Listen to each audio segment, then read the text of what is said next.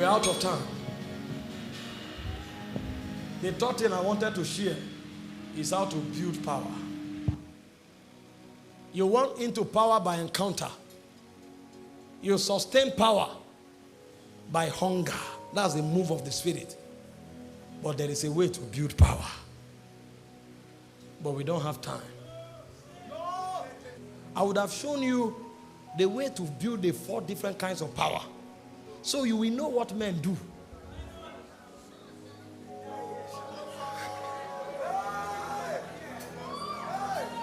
Please stay calm. Stay calm. I have 10 more minutes. If you live with this instruction, I'm okay. If you live with this instruction and you practice it, I'm okay. But just to mention the 4 Greek words for power that all of you know and quote. How do you build it? Exousia is a positional power. Now, these are the most vital things men should know in order to win and to rule in their generation. Exousia is a function of position with Christ, and you attain that position by new birth. So every time your revelation of Jesus increases, you grow in exousia. Exousia is not work-based, it's a revelation-based. So when a man grows in his revelation of Jesus, he grows naturally in authority. Exousia. Dunamis is a function of engagement. He said God is able to do exceeding abundantly above all you can ask or think. Ephesians 3:20. According to the power at work on your inside. So it is the working and the engagement of dunamis that produces results. And the way you engage dunamis is by praying in the Holy Spirit. So every time you pray through, you discover that the power to cause changes is activated. But you see, if you stop at that level, you will come for a meeting, pray for the blind, their eyes will open. The next blind man you see, you'll be afraid. The reason is because you generated enough power to cause that change, but you don't live there. So you need another wisdom to handle the other 2 kinds of power, called ischus and kratos. Ephesians 6:10, it says, be strong in the Lord and in the kratos of his ischus. The way to build kratos and ischus is to be strong. So those ones are not momentary, they are continuous. So while you build dunamis by praying through, you build kratos by praying consistently. So a man can pray for 10 hours and generate dunamis. But if he wants to generate kratos, he may need to pray for 5 years. He may need to pray for 4 years.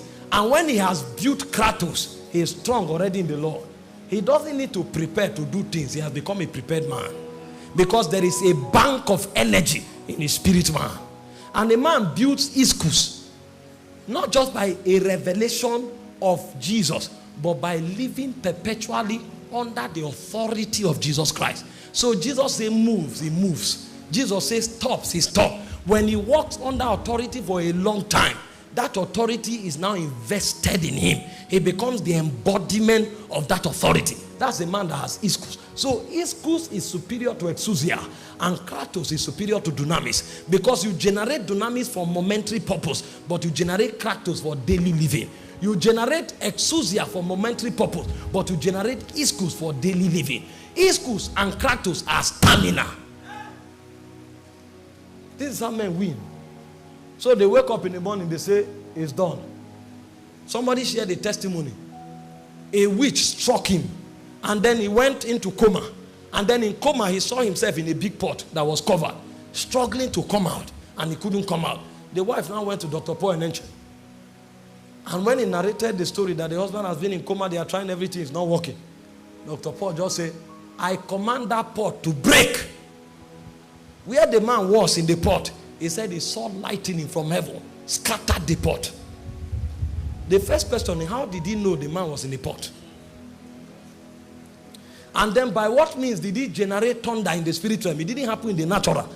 So when men are doing things in the natural, they are throwing bows and arrows, lightning and thunder in the spirit realm. And the pot shattered, and instantly the man came out of coma. And the man came to narrate the story. How that the thunder struck. Dr. Paul didn't go to pray and prepare for a meeting. There was enough kratos. So if he speaks, he resonates in the demonic realm.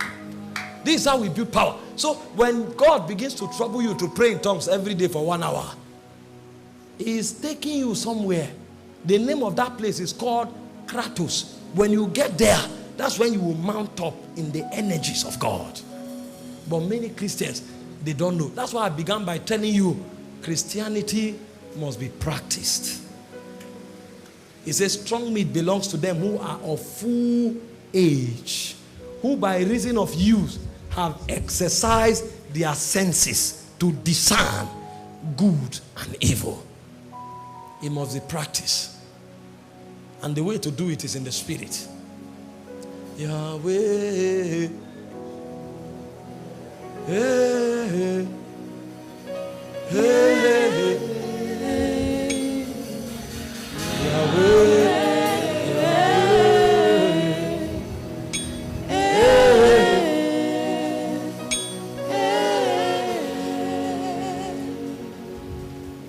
Where you are sitting, just tell the Lord now. Some of you, you need encounter. Some of you, you need hunger.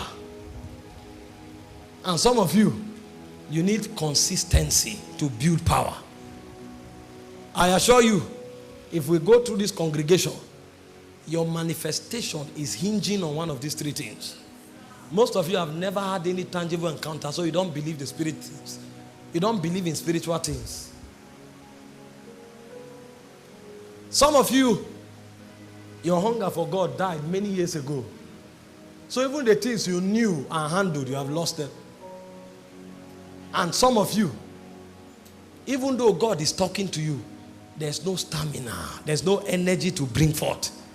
If these three things can be actualized, from among us here, generous, I mean generous, we rise for this generation. I don't know which is what you need, but ask the Lord now. I want to pray for in the next 5 minutes. Ask the Lord.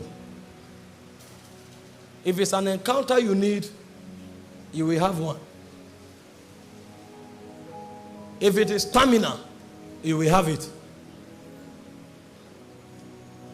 If it is hunger, you will have it. I release the sound of the heaven, the sound of creation. Shine,